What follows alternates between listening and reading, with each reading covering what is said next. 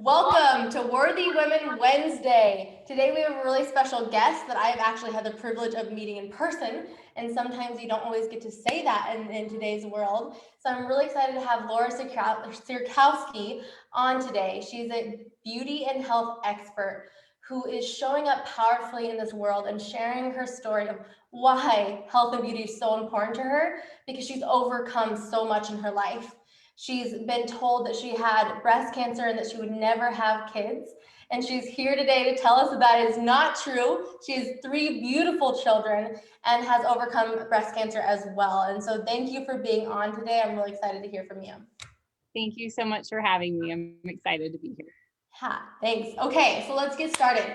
I would love to start off with just hearing about your story. Whatever you feel comfortable sharing, we would just love to hear a little bit of the backstory, and then we'll hop into how you're showing up in the world now, what has supported you to get to where you're at now, and go from there.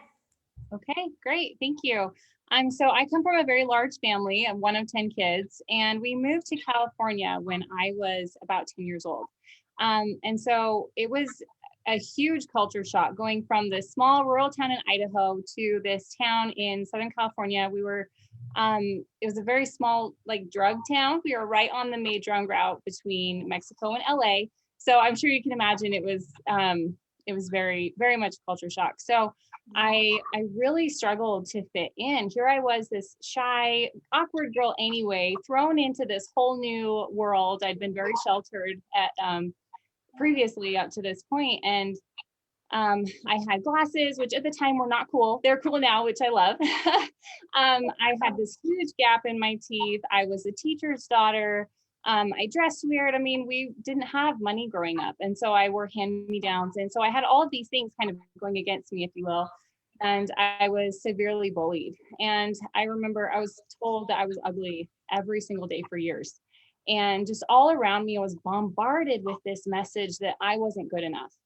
And so because of that, I became very hyper focused on my appearance. I was like, okay, well, what is something I can control here, right? So my hair can be just right, and my makeup, and I controlled as much as I could of my wardrobe, but I felt like, okay, as long as I'm skinny enough, if I am pretty enough, then I'm worthy, and then people will like me. And so that, of course, turned into eating disorders, which I struggled with all through high school, depression, anxiety, everything that goes with, like, not feeling worthy and not feeling really accepted for who you are. So then, fast forward into college, finally I'm out of that, and I meet this really great guy, which is another story for another time. But we get married, and it was about a year or two into our marriage is when I was diagnosed with breast cancer. And so that was definitely a pivotal moment for me. Yeah. Wow. Okay. Thank you so much for sharing that and being vulnerable and open in that, because I know that a lot of our audience can relate. I know that I can relate to so many of those things.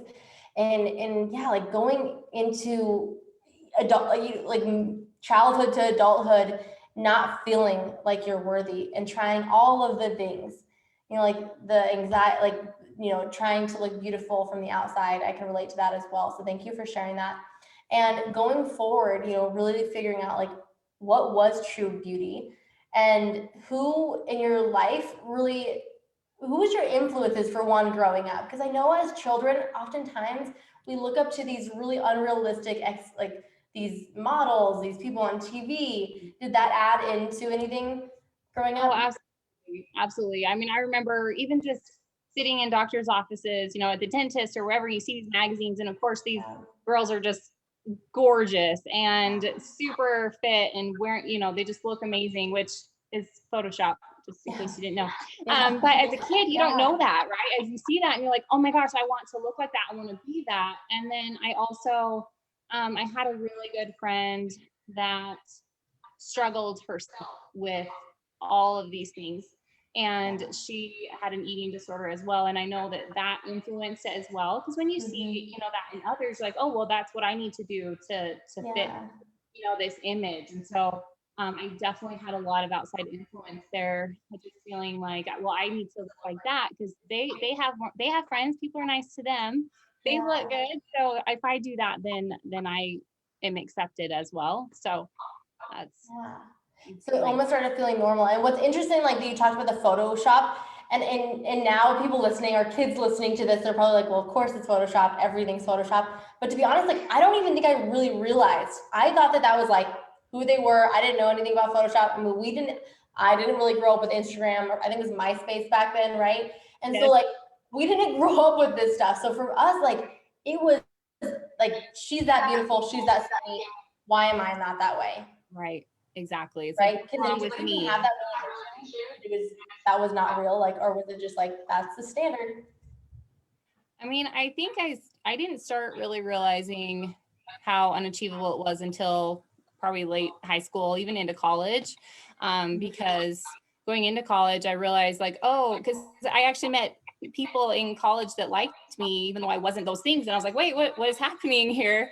And then I had to kind of reevaluate. And that's, I think, when I first started consciously recognizing that that was an unrealistic standard and expectation for myself and Yeah. everyone. Yeah, exactly. So it wasn't, you're saying like it wasn't until college that you really started to realize that that wasn't the expectation, and it was also okay, like that you also did attract friends who loved you anyways. Yes, exactly. Yeah.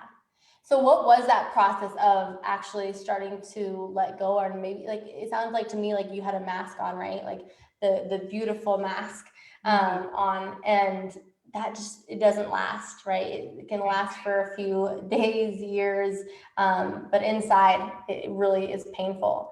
And so you said the eating disorder. How else did you cope with that? Um, I mean, I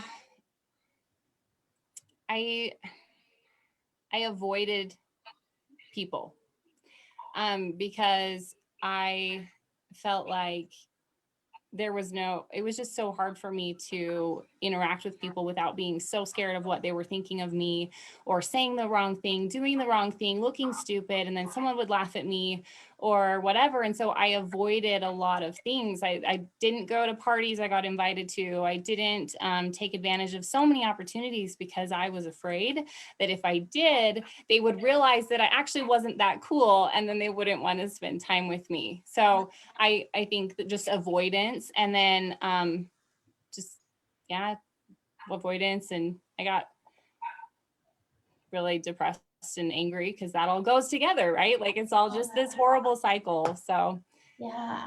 yeah. Because yeah, when you don't feel like your voice matters or no one's listening, and like you coming from a family of 10, that's a lot. That's a lot anyways, to like, hey, I'm over here, right? And because it's like so many people in the family, and then to go into high school, middle school, whatever it was, and that continue that fear of no one will like me if I don't look like this, right? Right. And I know that so many people in our audience can like hear that and understand that. And and what's okay, I want to get to your kids later. Like I want to talk about your kids and all that amazingness, but just like to go along with the story. So in college, how did you start showing up for yourself differently? Was that a time where you did start learning more like healthy coping mechanisms and building friendships? I wouldn't say I necessarily learned healthy coping mechanisms. I learned that boys thought I was cute and they liked my boobs. So it was, I definitely went through, right? Yeah. So I definitely went through a phase there where I was seeking that love and attention in ways that were harmful to me. You know, but boys were giving me attention. That meant they liked me, right? That meant they loved me. And so I definitely learned the hard way that that was not um, a method that was serving me, and it ended up hurting more than anything. I did though in college, I started to watch people, because up to this point, I feel like sometimes when we go through these things, we know that something's wrong, but we don't always know what it is. Like I knew that my process was wrong. I knew that what had happened to me was not okay. And so I started observing, and I was watching people, and I was like, how are they so confident? Like, what is the difference here? And so I started asking more questions. And as I started asking those questions, that's when I was like, oh my gosh, like The difference is that they recognize that regardless of what someone says to them, regardless of what happens to them, they still have value. So they can have that confidence in themselves because they love themselves no matter what. And that was definitely like a huge thing for me to see and be like, oh, well, maybe I can do that too. Like, that's pretty cool. So Yeah. yeah. Yeah, and so going back, like exactly, so for one, that's amazing that you had the realization and you even had the desire to like ask. Because sometimes we're just like, well, they just have it. They just have the confidence. It's natural for them, right? Have you ever had that? You're like, no, it's easier for them to be confident because they have this. But the Yes. truth is we truly don't know what people are going through in the inside. And honestly, we're all the same in that area. Yes. All like have a lack of confidence sometime in our lives because it's a skill, right? And it sounds like you asked those questions to figure out what those skills were. But to even go back on what you just said, like the getting validation from men and having that, you're like, okay, well, finally someone notices me, right? And so did you ever like beat up on yourself and feel guilty about that? Oh, absolutely. Absolutely. I mean, I was raised in a very strict religious household, and you didn't mess around with boys. You just didn't. And so I felt all of the guilt and the shame that went along with that as I was doing this, but in the moment that's what made me feel better. And so it was really hard. And it just, again, it's all that cycle where you're doing whatever it is, the unhealthy behavior, the addiction, like my eating disorder was the same way. You're doing these things because in that moment it feels better, but then it ends up making it worse because the guilt and the shame and all of these things, like it just, and then you're like, oh, well, I need to feel better again because I feel terrible about myself. And so you're just in this endless cycle. So Exactly. Because we feel like the shame and the guilt is what keeps that cycle going longer oh, than it absolutely. could have. Yeah. Absolutely. And I think shame more than guilt, because I think there's a difference there. I think it's important to differentiate. I mean, because guilt, like if you do something that is truly wrong, you should feel some guilt. That's your conscious speaking. That's like, hey, I messed I up. love that. I need to see what I can do to fix this. Whereas shame, that is feeling like, oh, I messed up. I am worth less because I made a mistake. And that's not true. It's just not. So I love that you just made that differentiation because it is so true. And the guilt's one thing, but the shame that we put on ourselves, because oftentimes we put it on ourselves, right?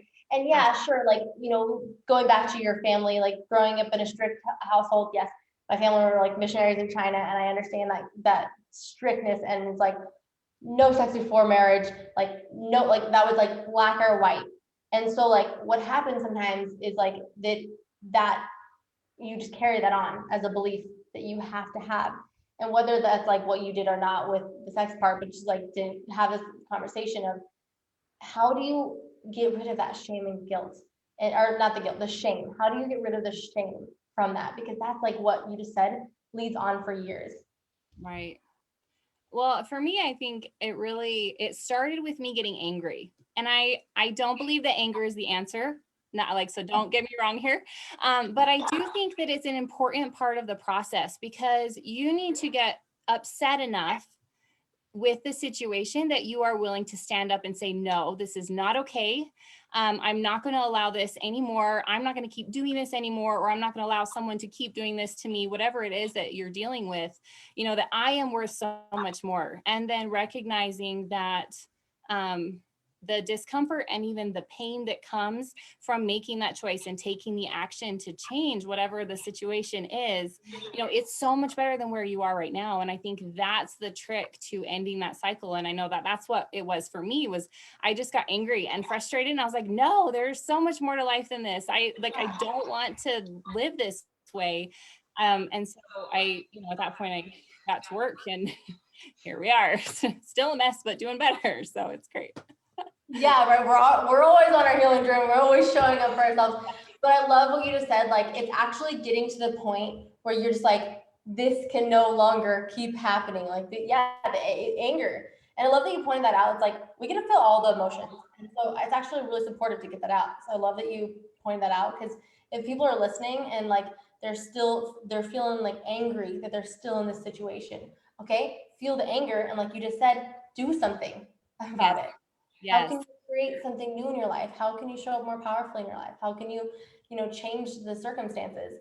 And so moving forward in your story, like you did change the circumstances, but I don't want to brush over like, you know, the part, because were you in college still when you had breast cancer? Because that was like a young age. Yeah, so I was 22. I was in beauty school at the time. Okay. So, like I said, had been married for I think almost 2 years at this point, but still, you know, very newly married, not expecting that bomb to drop by any means, because I had hit a point where I was really feeling pretty dang good about myself, and I had this great guy that loved me despite all my quirks and the gap in my teeth, because I didn't get braces till after we got married, and I was in beauty school and loving every second of it. And it really rocked my world. And I'm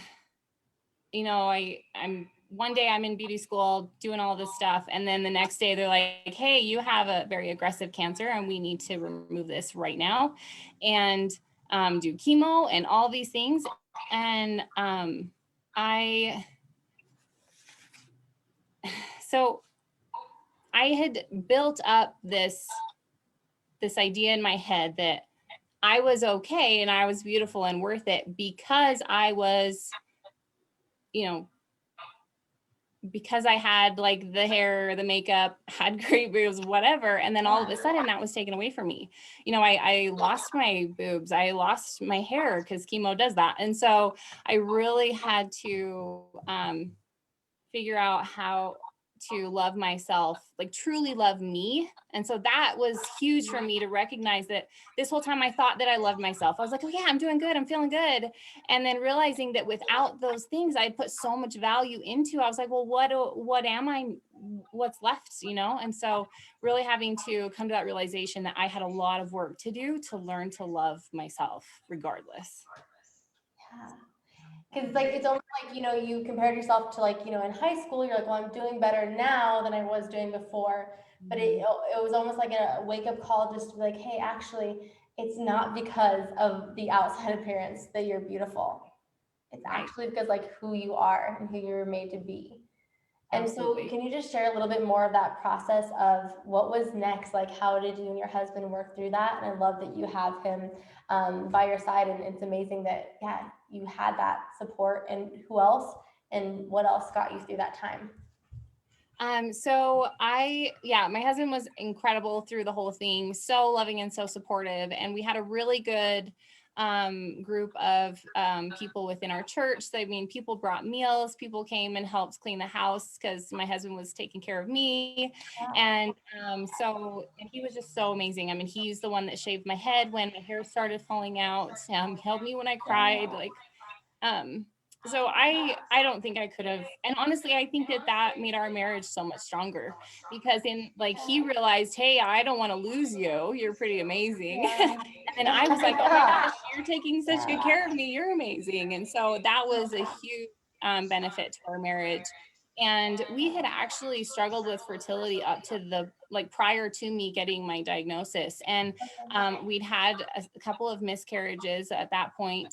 And I'd had an ovarian cyst that ruptured and I needed emergency surgery. So I had fertility struggles going into it. And then when it was time to start chemo, they're like, hey, just so you know that you're probably not going to be able to have kids. It's very likely that this will push you into early menopause. We just don't see that happening for you. And that was heartbreaking for me because all I wanted to do was be a mom. Like at that point in my life, I didn't even want a career. I was in school, and I loved what I was doing, but I was like, I don't care about that. I just want to be a mom. Yeah.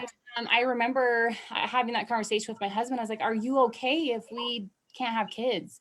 And of course, like being the wonderful guy that he is, he's like, yes, like I love you. He's like, we can always adopt if you really, and so we moved forward, and it was actually 3 months after my last chemo treatment that we found out we were pregnant with our oldest. So our first miracle baby.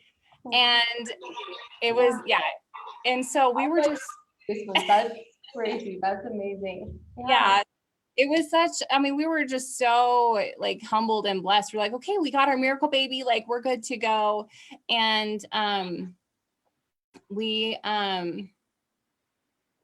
I had another miscarriage a few years later, and that was probably the hardest one because we got so excited thinking, oh my gosh, are we going to have another one? This is great. And it was right when I'd really accepted the fact that we were going to have one child, and that was okay. She's amazing and so cute. And I was like, all right, I got my girl, we're okay.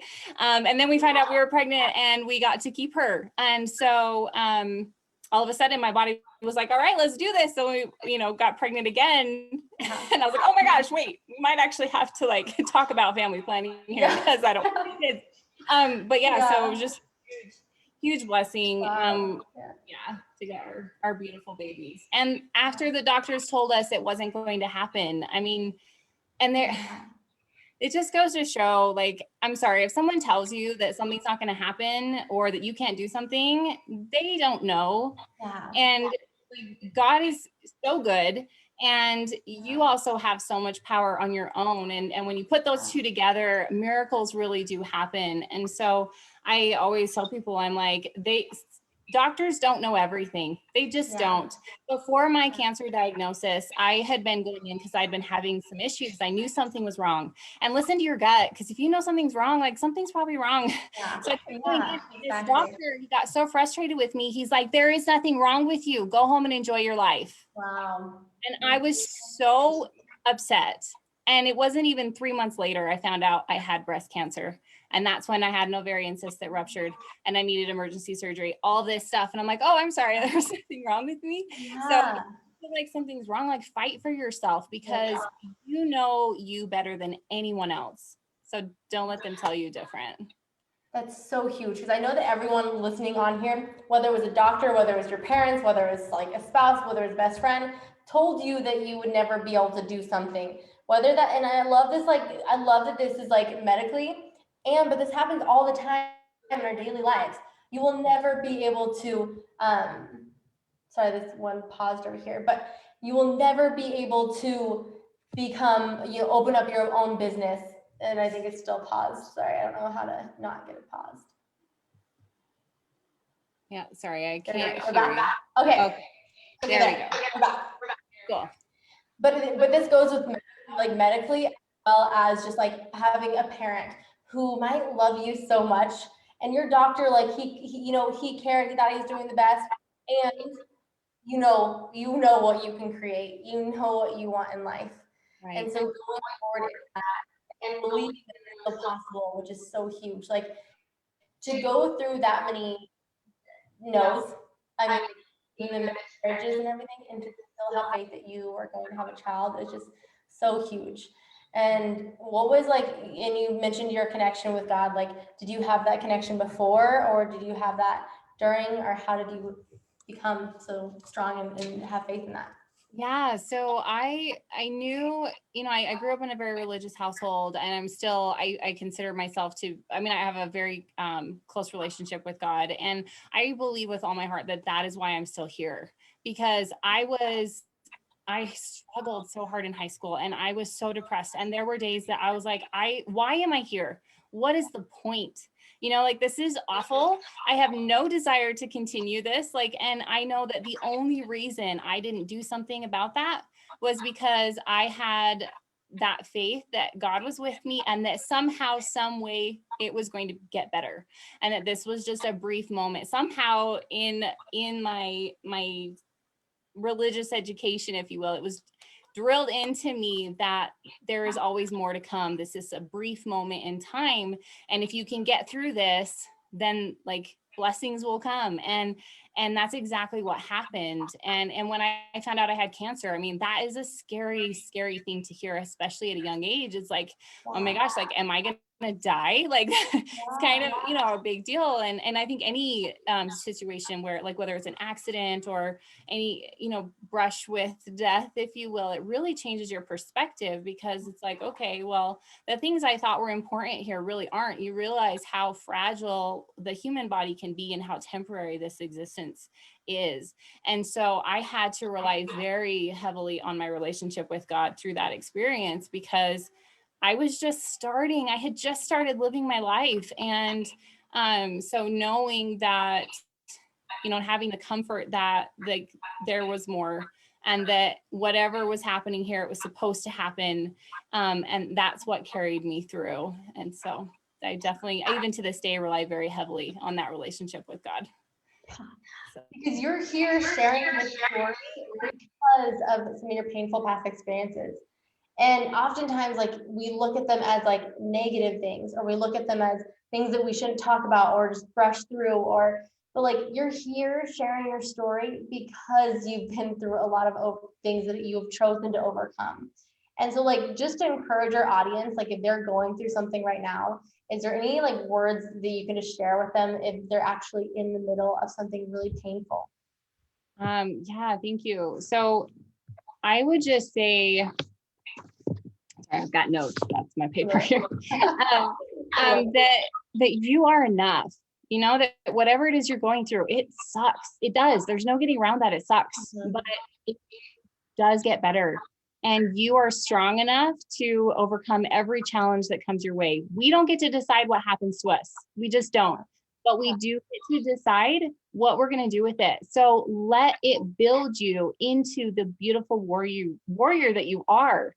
And I believe in you. So. Yeah.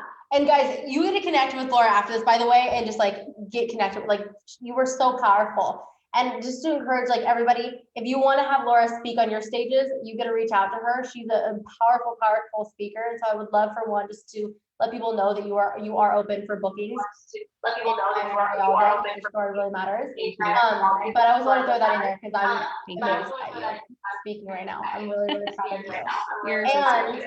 I got distracted in that because I was just like listening to how powerful your story is and how powerful your story was.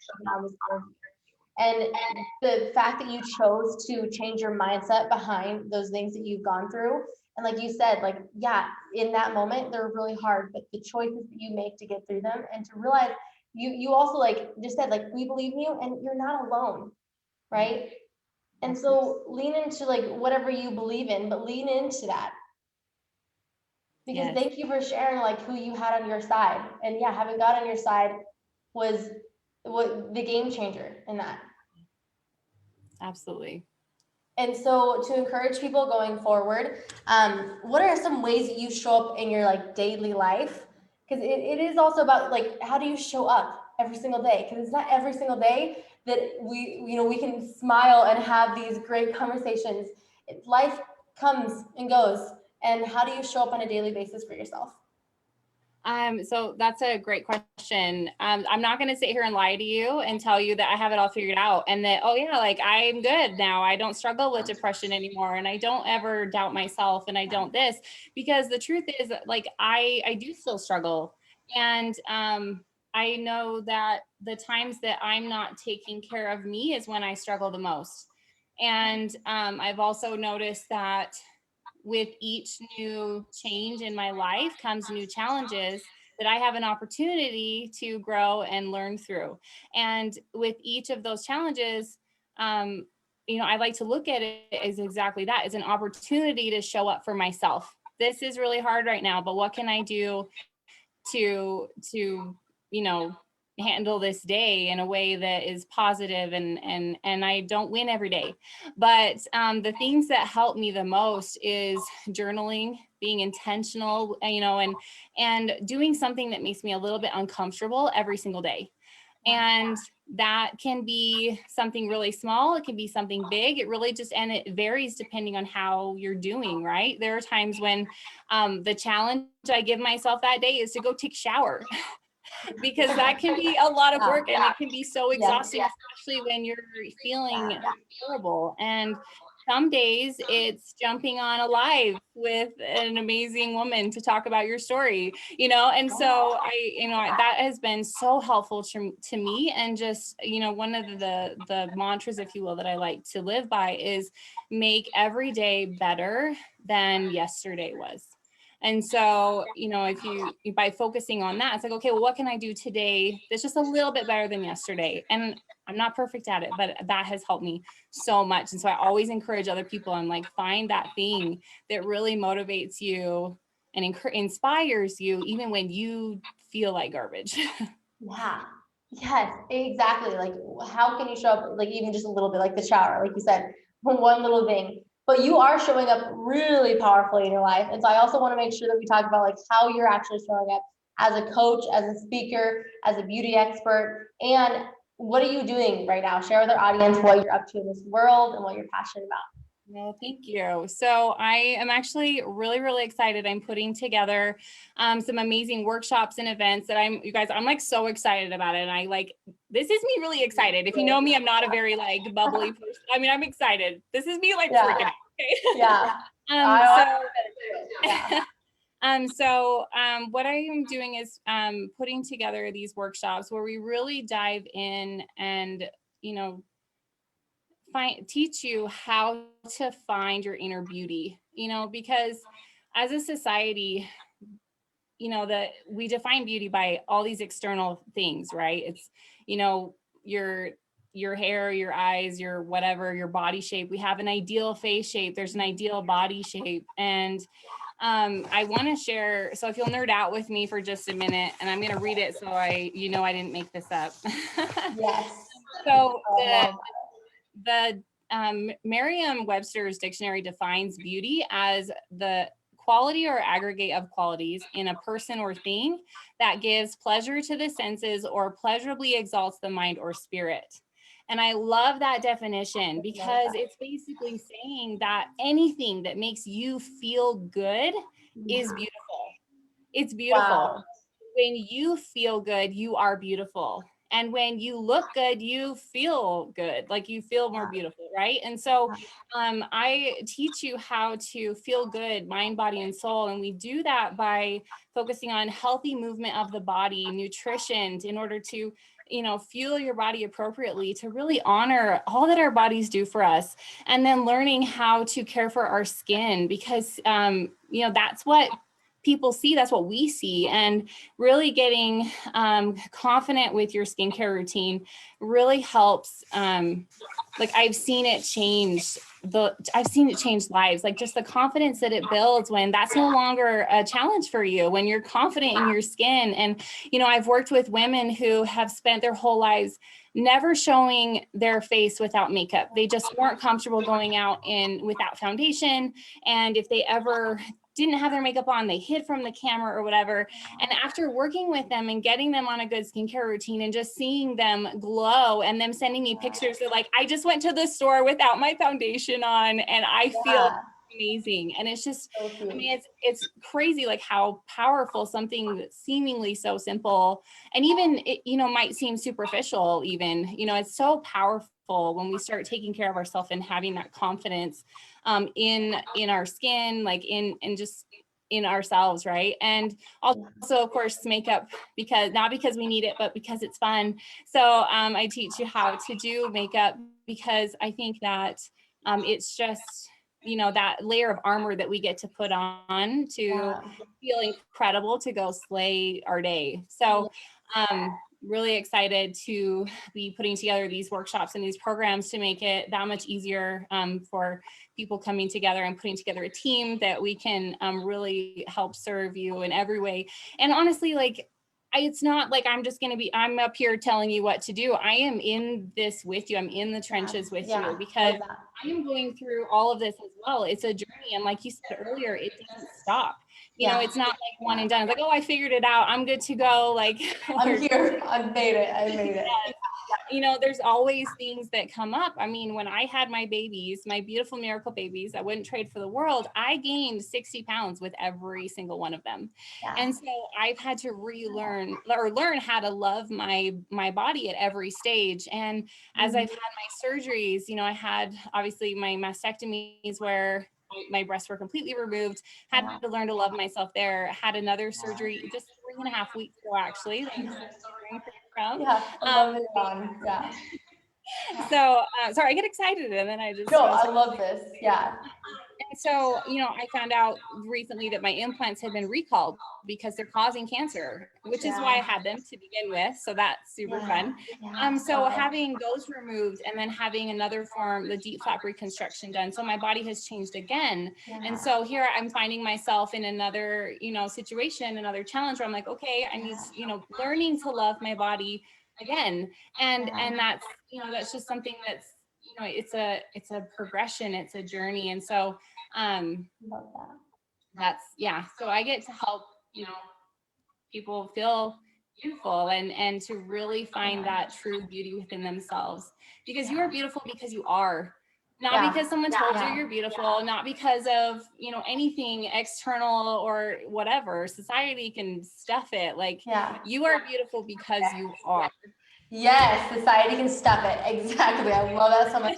And I love your passion behind this, because you're right. Like, you can achieve all of these things. You can lose the weight you want to lose. You can have the whole face of makeup, but if you don't truly believe it inside, then it's never going to be satisfying. So I love that you do that. And I love that people get to reach out to you and have that support, because exactly, like, for me, I grew up with all brothers, and my mom didn't really teach me how to do makeup. So okay, to be honest, still, I'm like, what are you doing to your face? You're glowing. Sign me up. I'm in. So it's we get people to have support, because even for you, you didn't do this alone, right? You hired a coach. You have support in your life. And so to encourage you, and I love what you just said. It's not that you're up here and you want to serve people who are so far down that you're in it with them. Yes. And that's what we are as coaches. We might be a few steps ahead. We're still growing. We're still learning.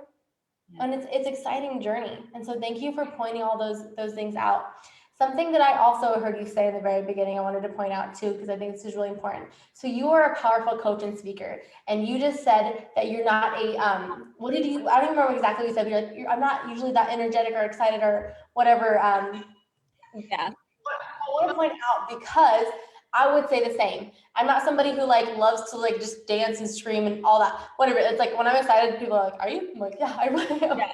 Like inside, I'm doing this. Exactly. But I know that so many people listening are like, "Well, I just don't have that crazy on stage energy or whatever it is." And you don't have to have that to serve people. You get to show up as you. You get to show up authentically as yourself. I used to try to act awkward and the fist pump. I'm like, no, that's not me. And so I love that you pointed out, and I really wanted to make sure our audience heard that you get to show up and serve and be a coach or whatever you want to do, use your voice as yourself. Yes. I love that you brought that. Yeah, I love that, because it's so true. The people that need you will be drawn to you being yourself. Yeah.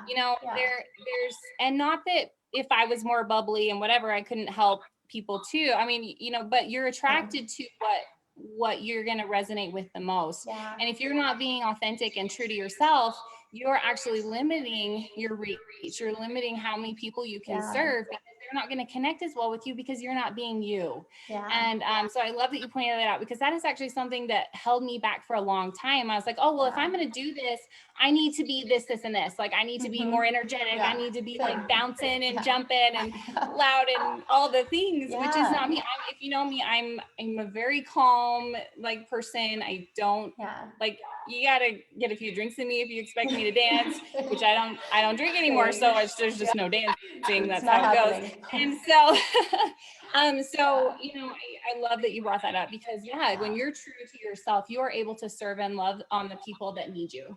Yeah, exactly. I love that you pointed that out. It's just showing up and serving, and that's exactly what you're doing. So I want to make sure just people know that I'm going to comment below and make sure that you have all of Laura's links, and you can get connected to her and see her at her next events and on stage and all that, and connect with her makeup line and everything like that too. And I also would just love you to end on a just note to our audience on how to show up powerfully for themselves, either on a daily basis or what are some 3 tools that have supported you in becoming the speaker, the coach, the makeup artist, the amazing mom and wife that you are today. Thank you. I love that. So what has helped me the most, because I hear it all the time. People always be like, oh, it comes down to a decision. It comes down to a decision. Yeah. And I hated that. It was so frustrating. I was like, I've decided I want this. What do I do next? And, but really, I think it's more than a decision. It's having a direction. It's having a focus and a path that you want to take. So if you can be doing things all day long, but if you don't have direction, you're not going to get anywhere. I mean, it's like driving around in your car. You could drive around aimlessly all day long. You're going you're moving, you're not really going You're not, I mean, you're not going to get where you want to go because you don't know where you want to go. Yeah. And so I think finding your direction is going to be huge, huge. And that is what will really helped me. And so I would, sit down, take just 10 minutes today, sit down and say, okay, I want to be this. If you want to be a coach, if you want to be a power lifter, if you want to do whatever, I want to be this, and then break it down. What are the characteristics of this? And a lot of times the first thing we do is like, well, I means I don't do this and I don't do this. No, it's not about what you don't do. What do you need to do? So what are characteristics? If you want to be a patient mom, you don't put, oh, well, I'm not, I don't want no more yelling. It's like, how does, like, what do you so instead? true though. So focusing on what you want to be instead of what you don't want to be, I think is huge. And so what are the characteristics of whatever it is you want to do? Break it down further. It's like, okay, well, what do I need to develop each of these characteristics? And then what are the first steps that I need to take to work on those things? And so that'll give you the direction and really help you pinpoint where to start. Because I think sometimes when we know, like, I want to do this thing and it's so big, it's the whole elephant. You're like, how the heck am I supposed to eat a whole elephant, right? So if you can break it down until it's in this small, tiny piece, it's like, oh, well, if I start today and maybe it's drinking 64 to 90 ounces of water today, and then you're adding in things as you go, you're building on that, but you have to start with that one little bit. And this is going to help you find where you need to start. Yeah. I hope people just took notes on that because that was amazing. And I'm not just like saying that to you, like that, it was so encouraging even to remind myself, because like you said, like we still get to do these things. Okay. Where do I want to go now? Actually figuring out what it is. And exactly like you just said, I want our audience to make sure they heard this. It's not about what you don't want to do anymore. Focus on the positive, focus on what you want to bring out in life. Because if you're going to say, I don't, then you also are going to bring more of the I don'ts into your life. Because it's the power of our words, like you were just saying. Yeah, I love that. So I want to make sure our audience is like really hearing those points. So thank you so much for being on today and sharing with us.